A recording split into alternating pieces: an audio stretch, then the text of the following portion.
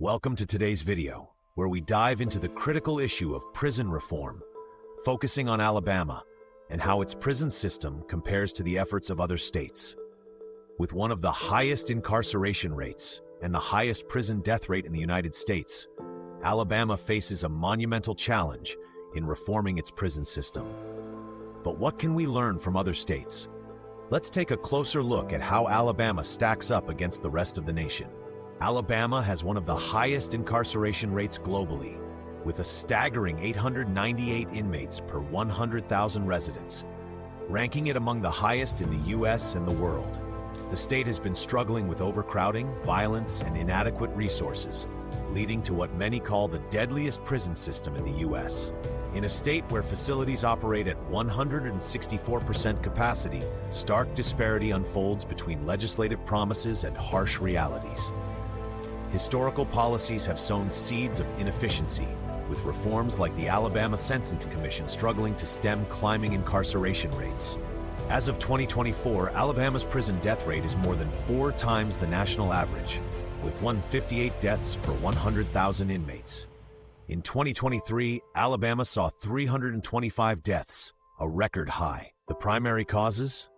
Violence, drug overdoses, and suicides, with nearly half of these deaths linked to homicides, suicides, and fatal overdoses. Alabama's prison population has dropped slightly due to some reform efforts, but overcrowding remains a serious issue, and the conditions within the prisons continue to be inhumane and unsafe. In 2015, Alabama began its journey toward reform with the Justice Reinvestment Initiative, aiming to reduce the prison population by over 4,000 inmates and save the state $380 million.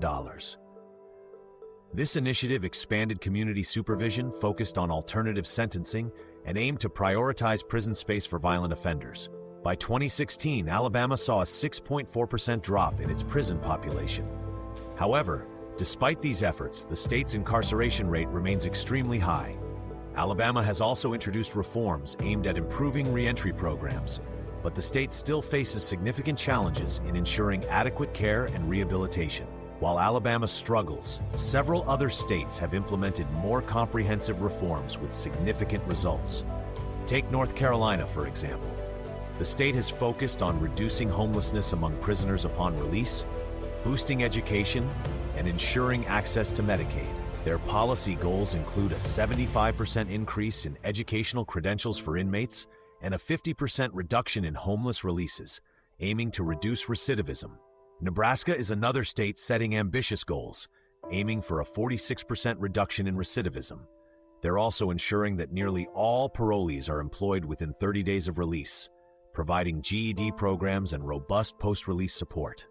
Let's also look at California, which has made significant strides in reducing recidivism.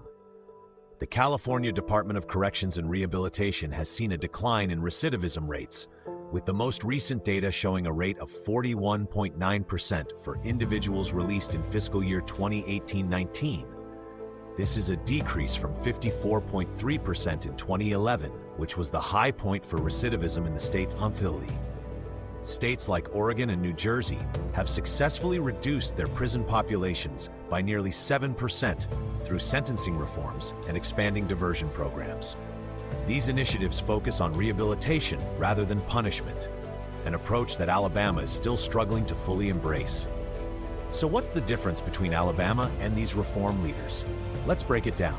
While Alabama's reforms are starting to show some progress, they still lag behind national best practices. The state remains trapped in crisis management, while states like North Carolina and Nebraska are embracing preventative and education-focused reform strategies. Alabama could learn a lot from successful programs in other states.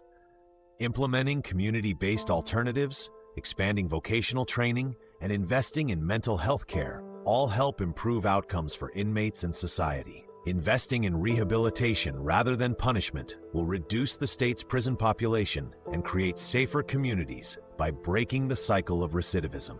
Expert voices remind us that evidence-based practices, such as cognitive behavioral therapy and substance abuse treatment, lower crime rates by up to 43% when consistently applied. Alabama's prison system has made some strides, but it still faces significant challenges. By adopting lessons from other states, Alabama can create a more humane and rehabilitative prison system that focuses on helping inmates successfully reintegrate into society. Thank you for watching.